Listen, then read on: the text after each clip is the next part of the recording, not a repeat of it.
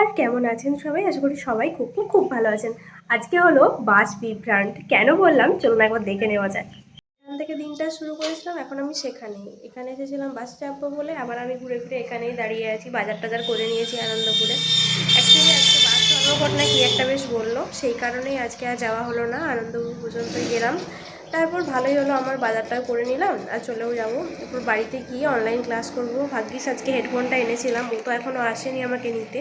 তো ও যখন আসবে তখন দুজনে মিলে এখান থেকে চলে যাব। কিন্তু বাড়ি যাওয়ার আগে পর্যন্ত বুঝতেই পারছেন, যেহেতু বাইকে যাতায়াত করতে হয়, তো শোনা যাবে না ঠিকঠাক যদি ফোনেও বলি। ভাগ্যিস আজকে হেডফোনটা এনেছিলাম, তো কোনো সমস্যা হবে না, অনলাইনে ক্লাসটা করে নিতে পারবো ইজিলি।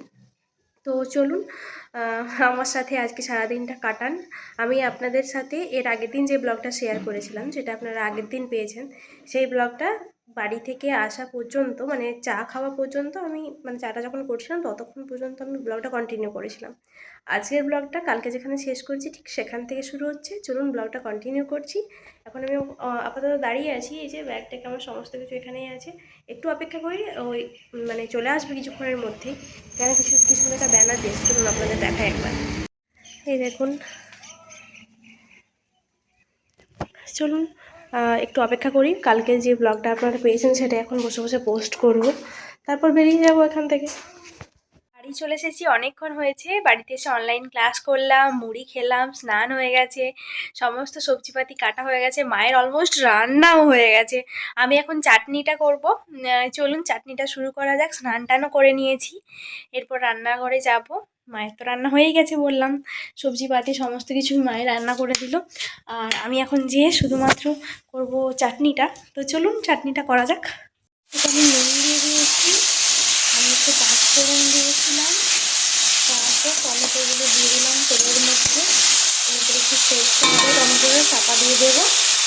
এখানে আমি খেজুরটাও কেটে নিয়েছি, বীজগুলো সব বাদ দিয়ে দিয়েছি। আর দিচ্ছি টমেটো আর খেজুরের চাটনি করছি। আর মিষ্টির রস খানিকটা আছে, সেটাও আমি অ্যাড করে দেবো।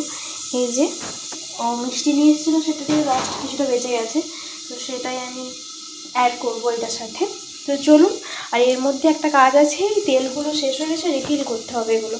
তো এগুলো রিফিল করে নেব, ততক্ষণকে টমেটোটা সেদ্ধ হোক। একটু বাইরের দিকে এলাম, ও এখনই চলে আসবে, সেই জন্য আমি একটু লেবু তুলে নেব। বেশি নাড়ানাড়ি করা চলবে না, গাছে অনেক ফুল হয়েছে। দেখছেন এখনও কাগজি ধরে আছে, কিন্তু ফুলও আবার হয়ে গেছে। আর এইটুকু একটা লেবু গাছ, অনেক লেবু হয়েছে দেখুন। চলুন, ওই দিকটাতে অনেক পাকা পাকা কাগজি আছে, ওখান থেকে একটা লেবু তুলে নেব। আর তারপর ওইটা দিয়ে আমি শরবত বানাবো। ও এখনই চলে আসবে স্কুল থেকে, একটু শরবত দেব, তারপর তখন ভাত খাবে।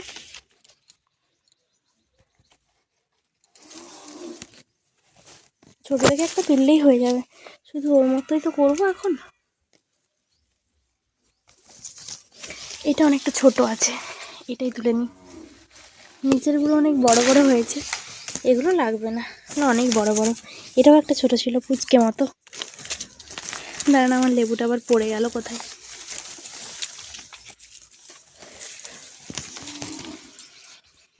দেখুন আমার চাটনি একদম রেডি। আজকে মেনুতে আছে পালং শাকের ডাল, আছে ডিম আলু মাখা, একটা তরকারি হয়েছে আজকে সমস্ত কিছু সবজি দিয়ে, বেগুন ভাজা, তিলের বড়া, আর সবার শেষে চাটনি, যেটা আমিই বানালাম। যাই হোক, এখন বিকেলবেলা, একটু ওকে জাস্ট ঘুম থেকে উঠেছি আর চলে এসেছি। বিস্কুটটা শেষ হয়ে গেছে, এটাই রিফিল করব। ব্রিটানিয়াটা আজকে আর ঢাললাম না, এই অন্য একটা ডিবাতে আমি ঢেলে নিচ্ছি সুগার ফ্রি বিস্কুটটা। চলুন তাহলে এটা ঢেলে নিই। বিকেলবেলায় জাস্ট ঘুম থেকে উঠলাম, এখনও চা খাওয়া হয়নি। ইদানিং আমার চায়ের নেশাটা খুব বেড়েছে, বিকেলবেলায়ও এখনও চা খাচ্ছি মাঝে মধ্যেই। কিন্তু সকালবেলায় আমি যেরকম রেগুলারলি একদম নিয়ম মাফিক একটা রুটিন অনুযায়ী খাই, বিকেলবেলায় সেরকমভাবে খাই না, মন গেলে খাই। কিন্তু এখন দেখছি একটা নেশায় পরিণত হয়েছে, কোনো দিন না খেলে মনে হয় আজকে তো চাটা খেলে ভালো হতো, এইরকম বিষয়টা।